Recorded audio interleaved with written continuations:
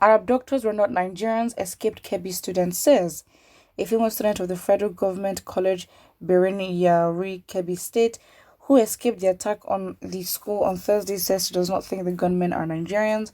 On Thursday, gunmen had stormed the school in motorcycles and reportedly kidnapped many students. During the attack, police officers on the ground were said to have been overpowered, leading to the death of an officer.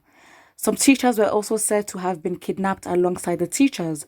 Speaking after the attack, the female student said two of her schoolmates who sustained gunshot injuries during the attack were currently receiving treatment. She noted that some of the students were released by the gunmen while others were taken away. They took 4 teachers, Mr. Kabantiok, Malam Bash, the security officer, and the VP, student affairs. They took Mr. Jaconia, that tall man in the primary school, and they took his wife, she said. They took some students. They shot one senior secondary school 3 boy. They shot 2 students. I think they are under treatment now. They took SS1 and SS2 students, mostly girls, and those people, referring to the gunmen, I don't think they are from Nigeria at all. The KEBBI incident is the latest on the list of attacks on schools across the northern part of the country. There have been a series of attacks on schools and abduction of pupils and students in northern Nigeria. Last Thursday, a student was killed and at least 10 people were kidnapped when gunmen raided the main campus of the Nuhu Bamil Polytechnic in Zaria, Kaduna State. The gunmen abducted 2 lecturers and 8 students, according to Samuel Aruwan, the state commissioner of internal security. Aruwan confirmed that 2 students were shot, 1 died while the other was being treated in the hospital. All right. I mean, this is obviously very sad, but I think with this, the key information here, of course, is that this person or the girl thinks the abductors were not Nigerian, which, of course, it fuels the rumors. Well, again, they only can be alleged, actually, to a point are factual, but they further fuel the rumors of non-Nigerian Fulanis being the actual herdsmen that are causing all these issues. And again, if you listen to Buhari speak, especially from his recent interview, he seems to be very pro Fulani, which is fine, but you're not the president of the Fulanis only, you're president of Nigeria.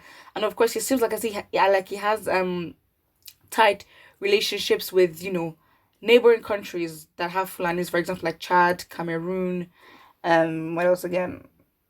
Other countries as well, Niger, absolutely. And I think we was even trying to make train lines and track lines to them from Nigeria. And of course, he went into how we're so divided and we have Fulanis. And this man is so funny. He then went into a whole history lesson as to how Fulanis are so divided. And we're like, story of our life, excuse me. Did you not know what slavery was?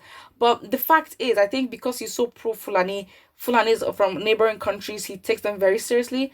And of course, that sort of emboldens him to be like, you know what, come into the country, da da da da. So because of that also fuels rumors that, it's not Nigerian Fulanis that are doing, committing these atrocities. And why that's also more, intense and seems to be true in some ways is because, again, Nigerians are not, they're not slow. We've been living with Fulanis for so many years. They are not this violent. I'm so sorry, but the only word I can use to describe them is their docility, just a little bit okay, it's been very consistent, and I think that's something we know to be consistent of them. Not gonna lie. There's some things that, okay, fine, they do kind of protest for and they do not protest for, but generally they're not as aggressive and as cutthroat as these other Fulani from other neighboring countries. I mean, these ones are willing to behead, they are willing to dismember bodies. I mean, they are willing to do the most, and they do not care. So, and they will continue. I mean, having AK-47s and all that, that is sad. And it's so sad because, again, innocent Nigerian Fulanis or Hausas will get profiled unnecessarily, but I guess it's the time that we live in, and it's obviously very sad. Somebody here says, yes, we know they are mercenaries imported by APC for 2015 elections. Okay, that is a very strong allegation in which it's very much popular. But then again, it's when our border control is not even the way it should be, because again, there's always conversation about who we let into our country, border control and all that. I get we don't even know how many people are in the country, so let's not even. Someone here says they have started again with this. Their lies. The main issue is that there was abduction in the north, and the north is not peaceful, or maybe I'm not well informed. Anyway, I don't know. I think it's so bad because it's like, why is it that it's children, it's young students that are the prime target for these abductions? Like, why? Very sad, but it really shouldn't be the case.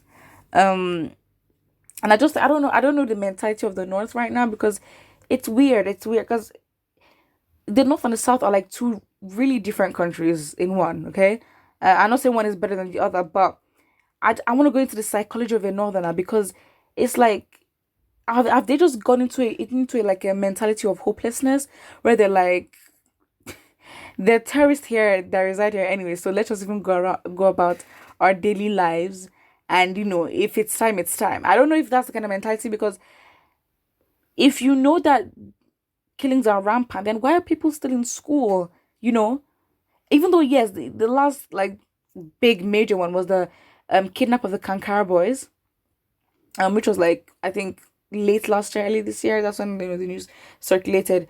And still, I'm not, I don't even think that it's safe for you to go back to school, even if it's like 6 months later. But I just want to know the mentality. Like, what do they think? How are they feeling? Because again, it's like, if there's any region that's meant to be boiling hot as to what they're going through, it should be them, given that their region accounts for an extremely large percentage of power in government. So it's like, they're the ones that should be angry, because when we talk about this nepotism thing, they're not even benefiting from it themselves. So it's just like, what is the mentality like? Like, are you just willing to go with the flow? Like, what? Like, what? It's very, very sad, but things have to happen. So I question other things, because again, it's like, do they just not care about their lives anymore? Have they just lost hope? Because again, these people will never, ever, ever come out and criticize their own government, or their own representatives in government, which, because you can say us to the problem, but I guess that's just what it is. Again, there are just so many things to unpack from this news. The mentality of the northerners going through this right now, because it's very much, I don't know how it's messing up their mind. As well as, why consistently students are being the target of these attacks, as well as who are these, where are they from? These non-Nigerian Fulanis, like, where are they from? Like, why are they there? How did they get into the country? Who gives them the audacity, the temerity, the confidence, the cheek to carry out all these attacks, and be consistent about it? Because again, it's like, what do you guys then want? Put what you think about this in the comment section below, and don't forget to like and subscribe.